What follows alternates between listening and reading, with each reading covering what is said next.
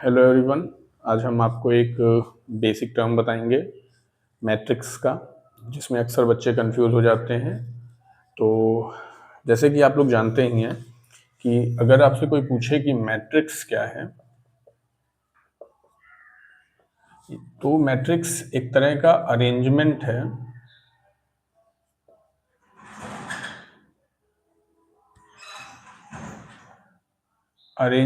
है ये दो फॉर्म में होता है, आइदर स्क्वायर शेप और रेक्टेंगुलर शेप।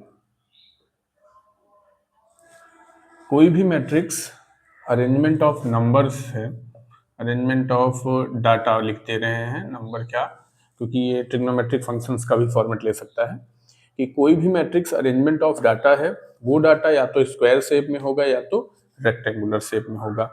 अब अगर रेक्टेंगुलर शेप में है तो वो सिर्फ मैट्रिक्स है, लेकिन अगर वो स्क्वायर शेप में है तो आगे चल के हम इसको डिटर्मिनेंट भी बोल देंगे।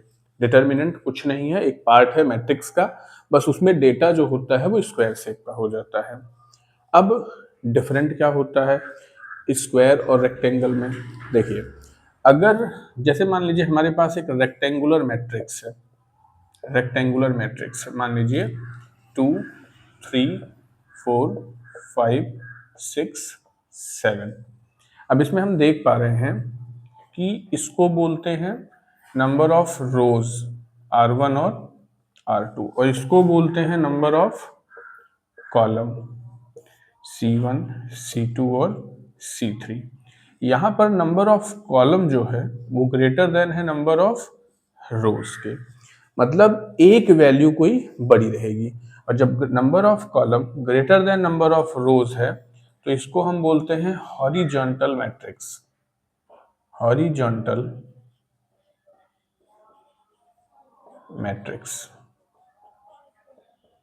जैसा कि आप देख भी पा रहे हैं कि आपकी हॉरिजॉन्टल मैट्रिक्स है।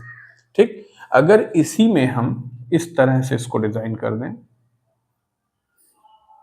1 2 3 4 5 और 6। अब यहां देखिए, ये R1, ये R2 और ये R3, ये C1 और ये C2। यहाँ पे नंबर ऑफ रोज जो है वो ग्रेटर देन है नंबर ऑफ कॉलम से, तो इसको हम लोग बोलते हैं वर्टिकल मैट्रिक्स।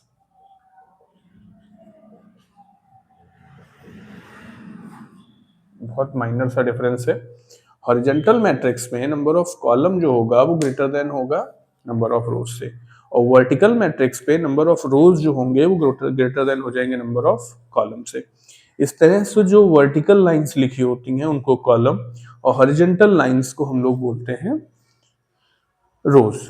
अगर रोज बढ़ेंगे तो वर्टिकल, अगर कॉलम्स बढ़ेंगे तो हॉरिजॉन्टल।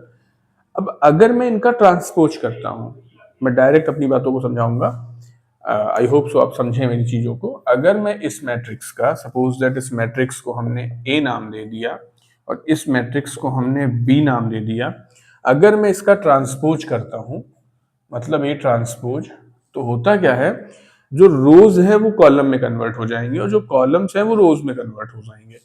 तो आपको मैट्रिक्स कुछ इस तरह से दिखने लगेगी। 2 3 4 पहले रो था, अब 2 3 4 आपका कॉलम।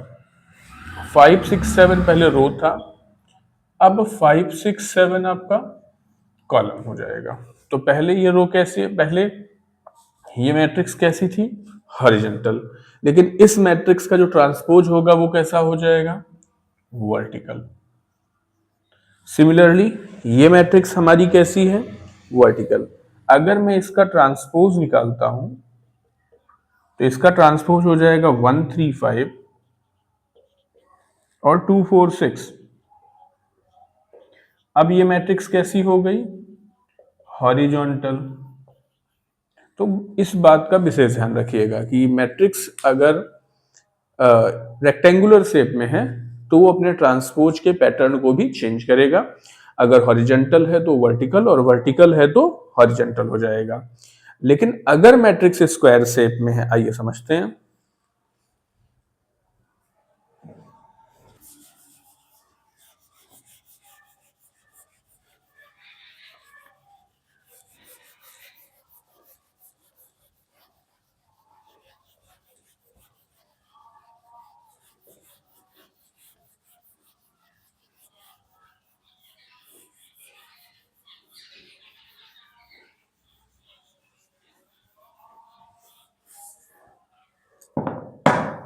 लेकिन अगर मैट्रिक्स स्क्वायर शेप की है, देखिए सपोज दैट एक मैट्रिक्स ए है, इसके एलिमेंट हैं 1 2 3 4 5 6 7 8 और 9, और हम इसका ट्रांसपोज अगर निकालें, ये एक स्क्वायर मैट्रिक्स है ना, तो हम इसको हॉरिजॉन्टल बोल सकते हैं, ना ही हम इसको वर्टिकल बोल सकते हैं। अच्छा, ये स्क्वायर हमको कैसे पता? जितने रो हैं उतने ही कॉलम हैं। 3x3 की मैट्रिक्स है, 3 रो और 3 कॉलम हो जाते हैं। अब अगर मैं इसका ट्रांसपोज भी निकालता हूं, तो ट्रांसपोज क्या कहता है भैया? वो रो चेंज हो जाएगा कॉलम में। 1 2 3 रो था, 1 2 3, 4 5 6 रो था, 4 5 6, 7 8 9 रो था, 7 8 9। इससे इसके ऑर्डर पे कोई फर्क नहीं पड़ा। तो जो मैट्रिक्स हमारी पहले थी, सेम मैट्रिक्स हमारी अभी भी है, बस बदला क्या है? उसका रो और कॉलम। इनके ऑर्डर में कोई फर्क नहीं पड़ रहा है। तो एक स्क्वायर मैट्रिक्स का ट्रांसपोज हमेशा एक स्क्वायर मैट्रिक्स ही होता है, इस बात को याद रखिएगा। लेकिन अब हम यहां पर एक बात और समझ ले रहे हैं कि हमको एक मैट्रिक्स पढ़ना है, स्क्यू सिमेट्रिक मैट्रिक्स, और एक हमको पढ़ना है सिमेट्रिक मैट्रिक्स। इसमें याद क्या रखिएगा?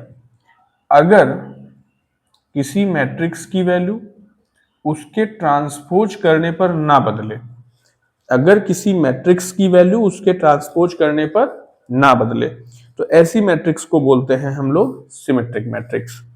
लेकिन अगर किसी मैट्रिक्स की वैल्यू उसके ट्रांसपोज करने पर उसके साइन को बदल दे, तो उसको बोलते हैं हम लोग स्क्यू सिमेट्रिक मैट्रिक्स। अब जैसे हम आपको सिमेट्रिक मैट्रिक्स का एक एग्जांपल दिखाते हैं, 1 2 3 2 5 6 3 6 9।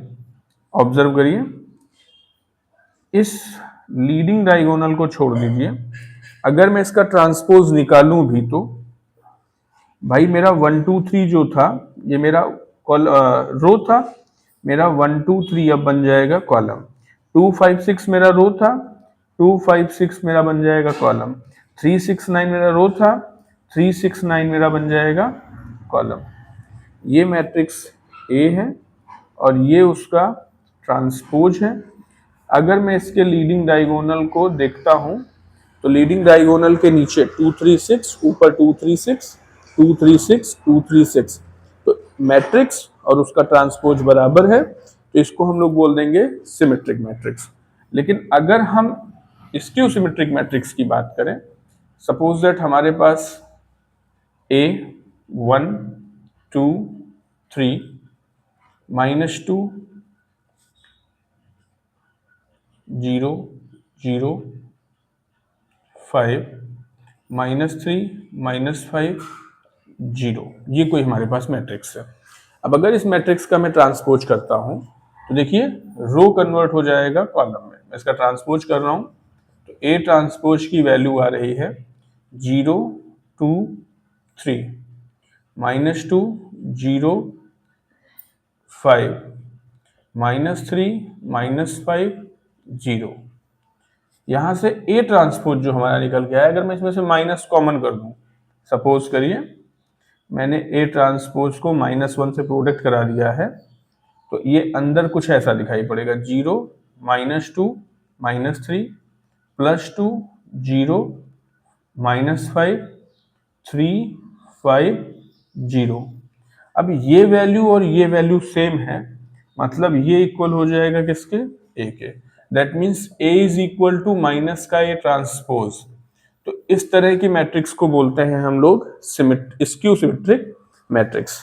अच्छा, एक बात और ध्यान रखिएगा, मान लीजिए आपको कोई मैट्रिक्स दे दी गई है ए, और बोला जाए इस मैट्रिक्स को सिमेट्रिक मैट्रिक्स और स्क्यू सिमेट्रिक मैट्रिक्स के सम और सब्सट्रैक्शन के फॉर्मेट में लिखिए, तो करना कुछ नहीं होता है, हम इन दोनों मैट्रिक्स को एक बार ऐड कर देते हैं और डिवाइड कर देते हैं 2 से। एक बार हम इन्हीं दोनों मैट्रिक्स को सब्सट्रैक्ट कर देते हैं और डिवाइड कर देते हैं 2 से। ये हमारा हो जाता है सिमेट्रिक और स्क्यू सिमेट्रिक के एडिशन और सब्सट्रैक्शन के फॉर्मेट पे। इस बात को भी याद रखिएगा। हम इस पे क्वेश्चन करेंगे आगे। आज सिर्फ इसके बेसिक नॉलेज के लिए हम लोग थे। इसके बेसिक नॉलेज को हमने देखा, डिस्कस किया। हमने सबसे पहले समझा कि मैट्रिक्स क्या है। मैट्रिक्स किसी भी डेटा का अरेंजमेंट है। अब ये अरेंजमेंट 2 फॉर्मेट में होगा, या तो रेक्टेंगुलर और या तो स्क्वायर। अगर रेक्टेंगुलर फॉर्मेट में होगा तो आपको 2 तरह की मैट्रिक्स मिलेंगी। एक तो आपको मिलेगी हॉरिजॉन्टल मैट्रिक्स, एक मिलेगी आपको वर्टिकल मैट्रिक्स। हॉरिजॉन्टल मैट्रिक्स के केस में क्या होता है, अगर कोई मैट्रिक्स हॉरिजॉन्टल मैट्रिक्स है तो डेफिनेटली इसमें नंबर ऑफ कॉलम जो होगा वो ग्रेटर देन होगा नंबर ऑफ रो से। लेकिन अगर कोई मैट्रिक्स वर्टिकल मैट्रिक्स है तो इसमें number of row greater than होगा नंबर ऑफ कॉलम से। और इन दोनों मैट्रिक्स का अगर हम ट्रांसपोज करेंगे तो हॉरिजॉन्टल मैट्रिक्स कन्वर्ट हो जाएगा वर्टिकल मैट्रिक्स में और वर्टिकल मैट्रिक्स कन्वर्ट हो जाएगा हॉरिजॉन्टल मैट्रिक्स में। अब दूसरा मैट्रिक्स हमारा स्क्वायर मैट्रिक्स है। किसी भी स्क्वायर मैट्रिक्स का ट्रांसपोज करोगे तो आपको हमेशा स्क्वायर मैट्रिक्स ही मिलेगा। अब ये इनके ट्रांसपोज से तो कोई फर्क पड़ नहीं रहा है, लेकिन इनकी वजह से एक नई मैट्रिक्स जनरेट हो रही है जिसको हम स्क्यू सिमेट्रिक और सिमेट्रिक मैट्रिक्स बोलते हैं। सिमेट्रिक मैट्रिक्स में होता क्या है कि अगर किसी मैट्रिक्स का ट्रांसपोज उसी मैट्रिक्स के इक्वल है तो उसको तो हम लोग बोलते हैं सिमेट्रिक मैट्रिक्स। लेकिन अगर किसी मैट्रिक्स का ट्रांसपोज उस मैट्रिक्स के निगेटिव साइन के इक्वल है तो उसको हम बोलते हैं स्क्यू सिमेट्रिक मैट्रिक्स, जिसके एग्जांपल भी हमने यहाँ आपको करा दिए हैं।